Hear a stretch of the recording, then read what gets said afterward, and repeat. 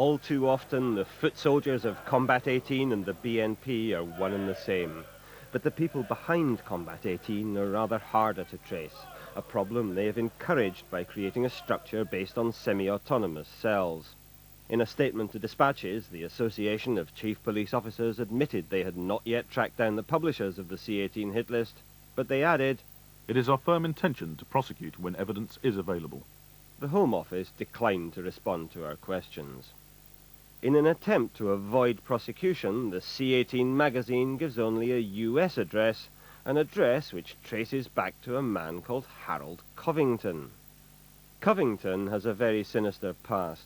In 1979, he was a senior Ku Klux Klan leader when several of its members, in full view of the nation's TV cameras, massacred 5 people at an anti-Klan meeting.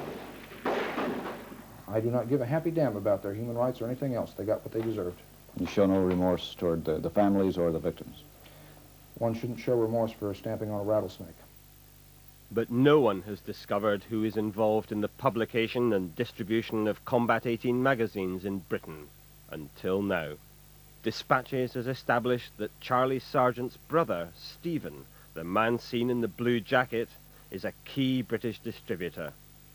Stephen Sargent is also a central figure in the underground network of right-wing magazines and book clubs which provide the theoretical spine for the far right. These clubs, with names like Resurgam and Life Rune Books, distribute materials ranging from bomb manuals to Mein Kampf to magazines like The Oak, a densely packed theoretical journal riddled with race hatred. So can this stuff be legal?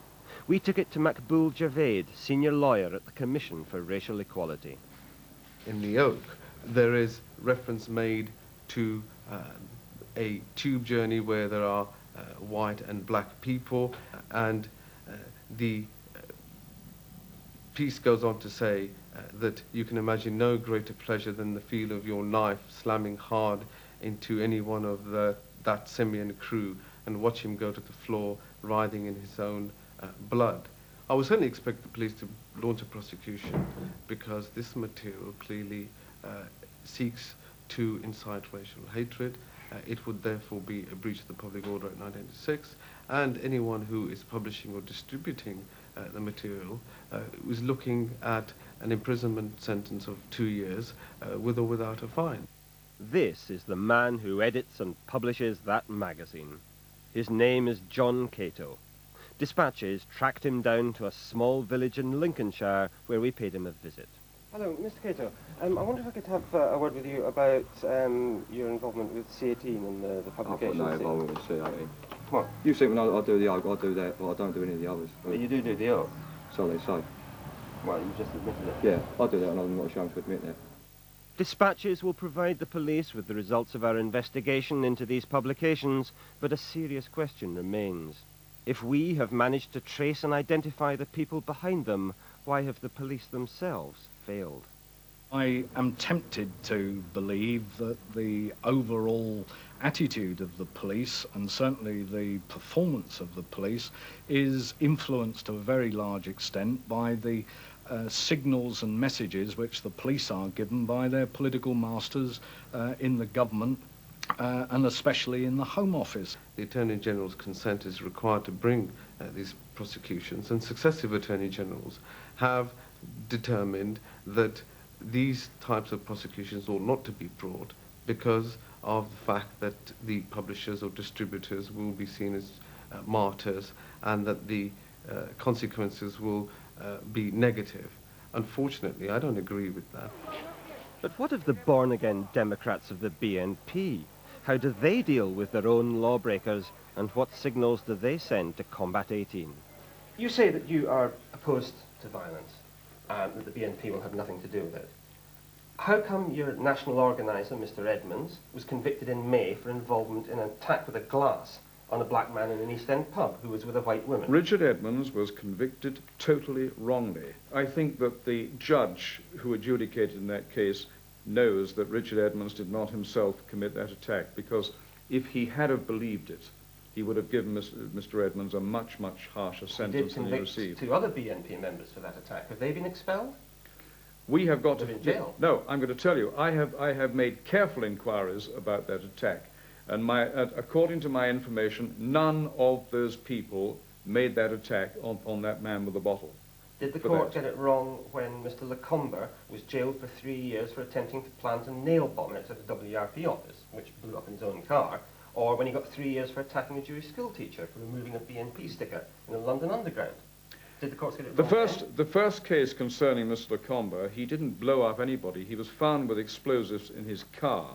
He was foolish to get into that situation. Clearly Mr. Lacombe has a long record of violence and assaults. You disapprove of violence and assaults, so why, within a month of coming out of his jail, did you appoint him to act as your election agent or an agent in your election? He was a campaign organizer. We won't split hairs over titles.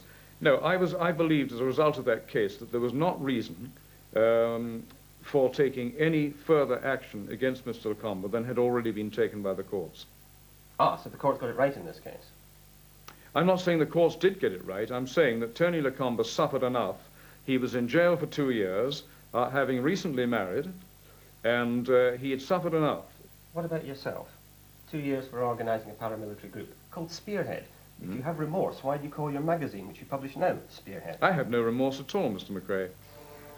What Mr. Tyndall clearly might regret is the damage the boot boys of Combat 18 could cause his electoral chances. Almost certainly that played a part in his decision to ban them. But when so many BNP members also support Combat 18 or even take part in its criminal acts, the real test of Tyndall's commitment to democratic constitutional politics must be the rigour with which he enforces that ban.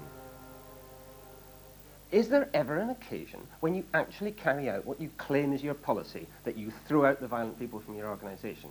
Clearly there isn't. You talk about a whole range.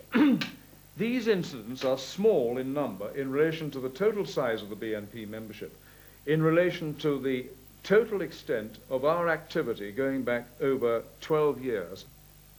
You say that you will expel or take action against anyone in your organisation who is in C18 or takes part in acts of violence. How many people have you expelled for C18 membership? How many people have you taken action against for acts of violence? We have not yet found any cases, we don't know of any cases where acts of violence have been committed without some mitigating cause. In the case of C18, we haven't yet expelled anybody for belonging to C18 because we haven't been aware of any such cases after the act of prescription. So the BNP's prescription of C18 turns out in practice to be little more than an empty posture. But even that's not the whole story, because earlier this year, the BNP's national organiser, Richard Edmonds, met secretly with C18 leaders.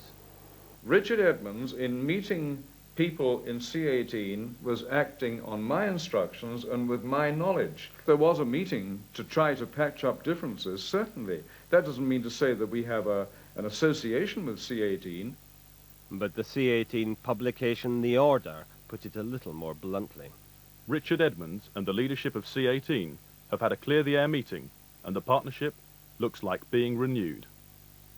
With far-right violence growing and the police apparently powerless, the Order's scenario makes a frightening prospect. The BNP as the far-right's political wing, with Combat 18 as its stormtroopers. They threaten me to kill me, yes, because I'm telling the truth. But if I stop talking, then those billions of people, including my wife and child, what's the word for it?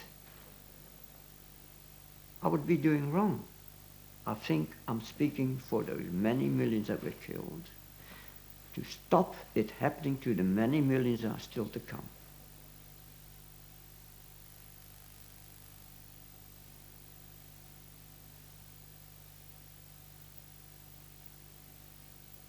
Paul Halliday reports on racial tensions in the London borough of Greenwich in Critical Eye tomorrow night at 9 o'clock.